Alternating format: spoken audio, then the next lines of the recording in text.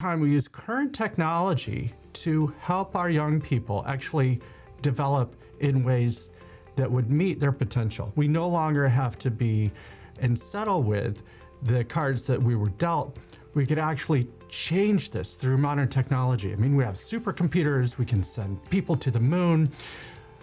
Why is it that we're so reluctant to help a little girl like this using modern technology to realize her exponential potential? It's probably because nobody's actually told you about what's possible. We can't have little children like this suffering when we know what the solutions are. How do we know this? We've worked with hundreds of children. This is based on pure neuroscience over time. So you may be approaching this thinking, oh my gosh, this is like a complex chess game. What am I gonna do? What moves am I gonna make? Who's gonna help me? The school, the pediatrician, who's got the answers? Well, we've been doing this for many, many years. We know how to navigate. It does not have to be a chess game like this at all. It can actually turn out to be this amazing process that will help your child get exponentially better. And it doesn't mean staying up late. It doesn't mean teaching your child, hiring tutors with no end. These are real solutions that are going to get you real answers and it's going to help your child get to the absolute next level. So let's talk about, how do we know this? Like, what does the neuroscience say?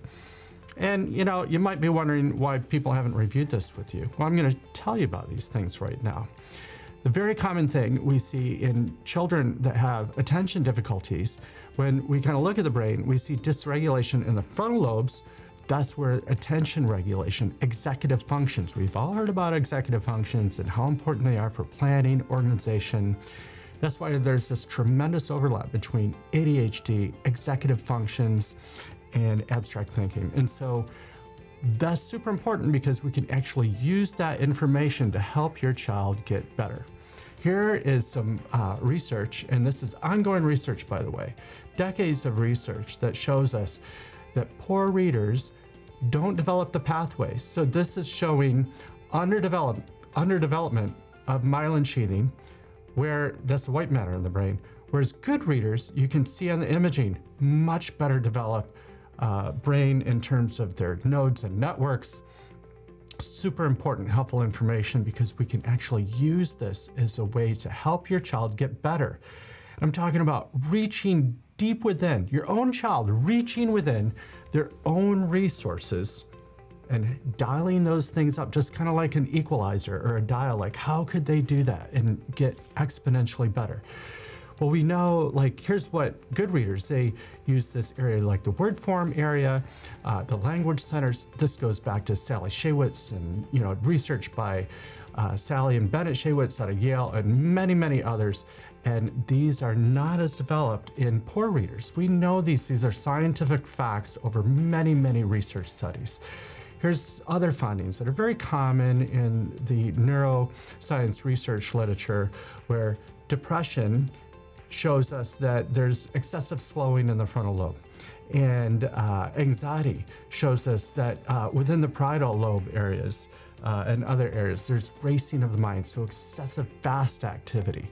We can actually see and image these things in the brain.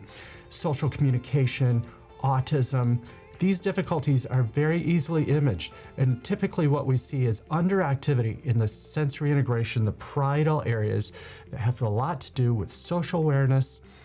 And so from a top-down approach, this is an okay approach. But what if we combine that with a bottom-up approach? Or what if we start there and we start putting those connections better? Well, guess what? We're on a mission, and we want to create a whole movement to end childhood suffering.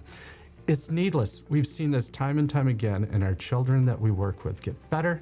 We want to provide that for you, and we want to provide that for children in the community.